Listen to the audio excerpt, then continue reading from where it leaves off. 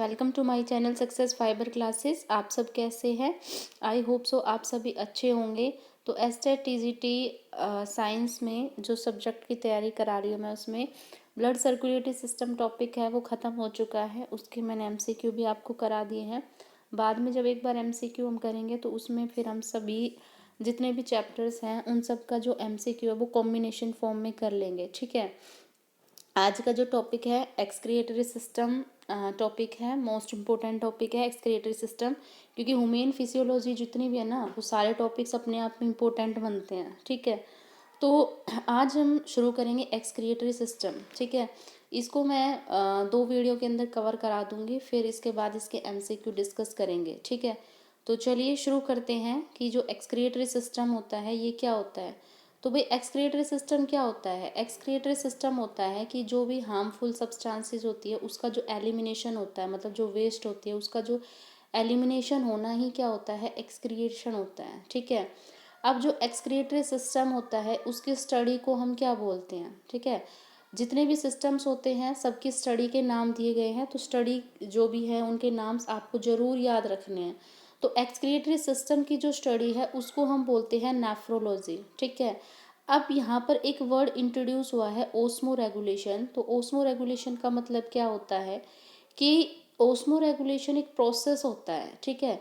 जिसमें क्या होता है कि जो वाटर होता है और जो सॉल्ट होता है, ठीक है, जो वाटर और जो सॉल्ट होता है उसका जो अमाउंट है उसको कंट्रोल करने का जो प्रोसेस होता है ना हमारी बॉडी के अंदर, वो क्या होता है? ओस्मो रेगुलेशन होता है। ठीक है।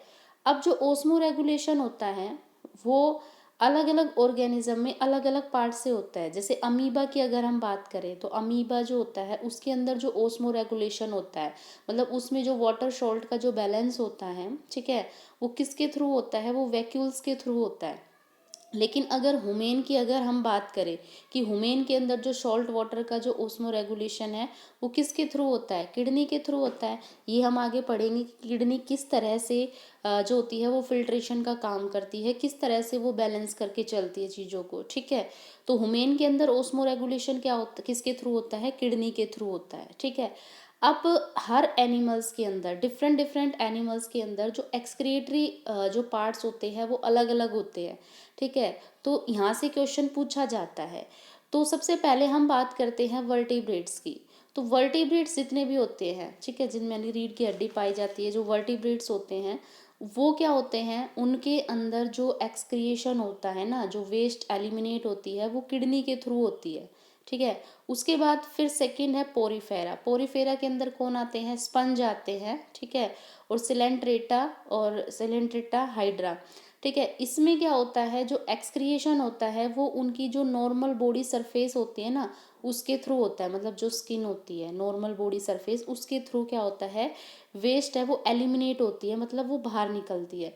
उसके बाद फिर आता है अर्थवॉर्म। जो अर्थवॉर्म होता है जिसको हम केचुआ बोलते हैं, उसमें क्या होता है? एक्सक्रिएटा ऑर्गन के थ्रू क्या होता है? एक्सक्रिएशन होता है। ठीक है। उसके बाद फिर आता है आर्थ्रोपोडा। आर्थ्रोपोडा में जनरली कौन आते हैं? जैसे कॉकरोच वगैरह है, तो ये सारे किस में आते हैं? हमारे आर्थ्रोपोडा में आते हैं। तो इनमें क्या होता है? एक्सक्रीशन के लिए जो ऑर्गन होता है वो होता है मेलपिगिन ट्यूबुल्स। ठीक है। नेक्स्ट है फ्लेम सेल। फ्लेम सेल के थ्रू किसके अंदर होता है? प्लेटी हेलमिन्थेसिस। जो प्लेटी हेलमिन्थेसिस किंगडम होता है, ठीक है, जिसमें टेप वॉर्म्स आती है, जो प्लेटी हेलमिन्थेसिस जो किंगडम होता है उसमें जो एक्सक्रिएशन होता है वो किसके थ्रू होता है? फ्लेम सेल के थ्रू होता है। ठीक है।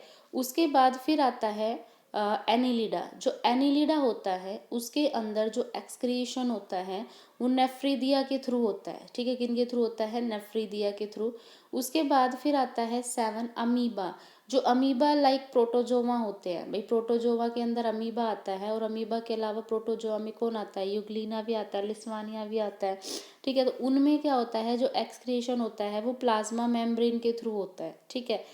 अब एक्सक्रिएटरी सब्सटेंस के बिहाफ पर यहाँ पे क्लासिफिकेशन क्या है एक्सक्रिएटरी सब्सटेंस का? अब यहाँ से दो टाइप का क्लासिफिकेशन होता है। एक जो एक्सक्रिएटरी सब्सटेंस एलिमिनेट करते हैं वो ऑर्गेनिक है, और दूसरे कौन से होते हैं? जो नाइट्रोजनस एक्सक्रिएटरी सब्सटेंस है वो निकालते हैं। ठीक है। ऑर्गेनिक एक्सक्रीटरी सब्सटेंस क्या होता है, इसमें क्या होता है, आपने पढ़ा है कि इसमें क्या होता है कि रेस्पिरेटरी सिस्टम में हमने पढ़ा है, इसमें जनरली CO2 होती है, वो एज अ वेस्ट निकलती है, ठीक है, तो ये हम पढ़ चुके हैं। उसके बाद फिर आता है नाइट्रोजिनस जो एक्सक्रीटरी सब्सटेंस होते हैं।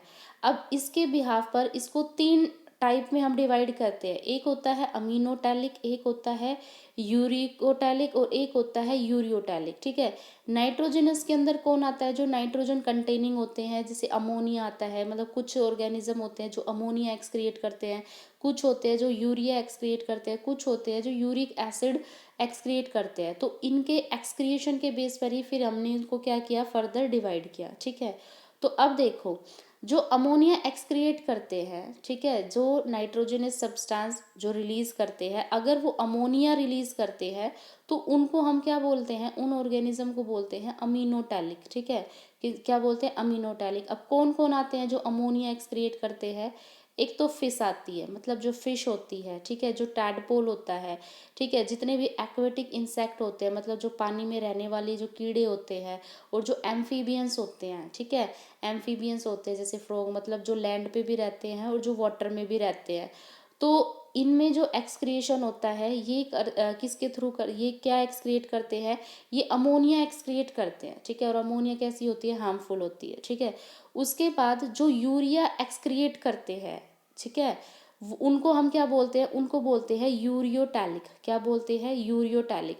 अब कौन कौन है जो यूरिया एक्सक्रिएट करते हैं, सबसे पहले तो आते हैं मैमल्स, जो मैमल्स होते हैं भाई, जिसमें हम आते हैं, तो वो क्या करते हैं, वो यूरिया निकालते हैं, ठीक है। मोस्टली और कौन आते हैं, जो अडल्ट टेरेस्ट्रियल एम्फीबियंस होते हैं, ठीक है, वो क्या एक्सक्रिएट करते हैं, वो भी यूरिया एक्सक्रिएट करते हैं। जो मेराइन फिश होती है, मतलब जो समुद्री मछली होती है, वो भी क्या करती है, यूरिया एक्सक्रिएट करती है। जो टर्टल्स होता है, टर्टल्स कौन होता है, जो कछुआ होता है, वो भी क्या निकालता है, वो यूरिया ही रिलीज करता है, ठीक है।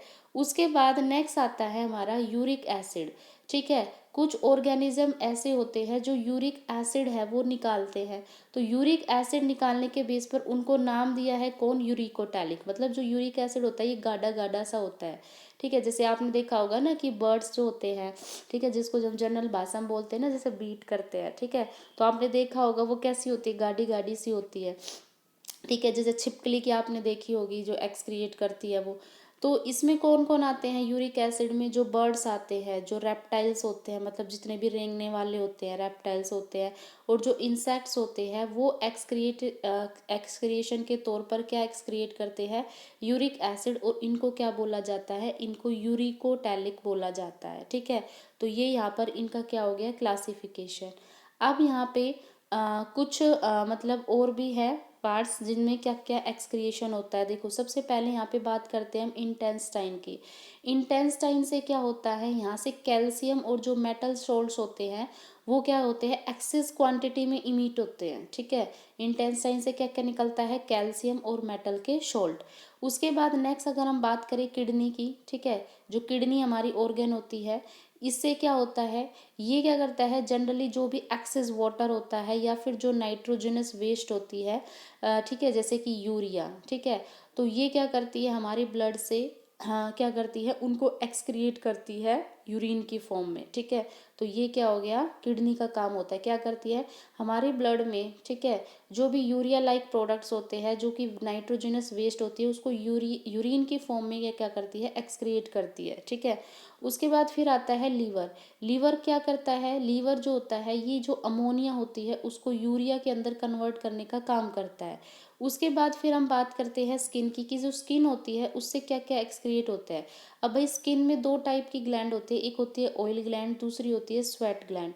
जो ऑयल ग्लैंड होती है उससे क्या क्या निकलता है, जो स्टेरोल होता है, जो हाइड्रोकार्बन होता है, जो वैक्स होते हैं, ये सब एक्सक्रिएट होते हैं, ठीक है। अगर हम स्वेट ग्लैंड की बात करें तो इनसे क्या होता है, इन ग्लैंड से जो हमारा अनवांटेड अमाउंट्स ऑफ यूरिया है, ठीक है, जो अनवांटेड, भाई स्वेट क्या होता है भाई, उसको हम पसीना बोलते हैं। तो इसमें क्या होता है कि इन जो ग्लैंड होती है उससे क्या होता है कि जो पसीना होता है, ठीक है, उस पसीने के अंदर जो यूरिया होता है, ठीक है, जो सोडियम क्लोराइड होता है, ठीक है, और जो वाटर होता है और जो लैक्टिक एसिड होते हैं उसको बॉडी से क्या करता है, एलिमिनेट करने का काम करती है कौन, स्वेट ग्लैंड, ठीक है। उसके बाद अगर हम बात करें लंग्स की, तो जो लंग्स होती है ये किसका एक्सक्रिएशन करती है, तो भाई ये CO2 का एक्सक्रिएशन करती है। ये हमने रेस्पिरेटरी सिस्टम में पढ़ा था ना कि लंग्स में जो एलोवेली होती है उसमें गैसेस का एक्सचेंज होता है। जो O2 होती है उसको तो ब्लड ले लेता है और जितने भी ऑर्गन होते हैं उसको ट्रांसफ़र करता है, और CO2 को लंग वापस ले लेता है, फिर ट्रैकिया के थ्रू माउथ में से CO2 एज अ वेस्ट है वो बाहर निकल जाती है। ठीक है, तो लंग से क्या क्या एक्सक्रिएट हुआ, कार्बन डाइऑक्साइड और जो वाटर वेपर थे उसका क्या हो गया, एक्सक्रिएशन हो गया। ठीक है, तो यहाँ पे एक्सक्रिएटरी सिस्टम के कुछ टॉपिक्स मैंने आपको कवर करा दिए हैं, ये यहाँ पर इम्पोर्टेंट है। ठीक है, इसमें क्वेश्चन बनता है, इसमें आपसे ये पूछा जाता है कि कौन सा अमीनोटैलिक है या फिर कौन सा यूरियोटैलिक है, कौन सा यूरिकोटैलिक है। ठीक है, तो आई होप आपको ये एक्सक्रिएटरी सिस्टम की जो PDF है ना वो समझ आ गई होगी, और वीडियो भी आप लोगों को अच्छे से कॉन्सेप्ट उसमें क्लियर हो गए होंगे। अगर वीडियो अच्छी लगी है तो चैनल को ज़्यादा से ज़्यादा लाइक कीजिए, शेयर कीजिए, सब्सक्राइब कीजिए। Thank you very much.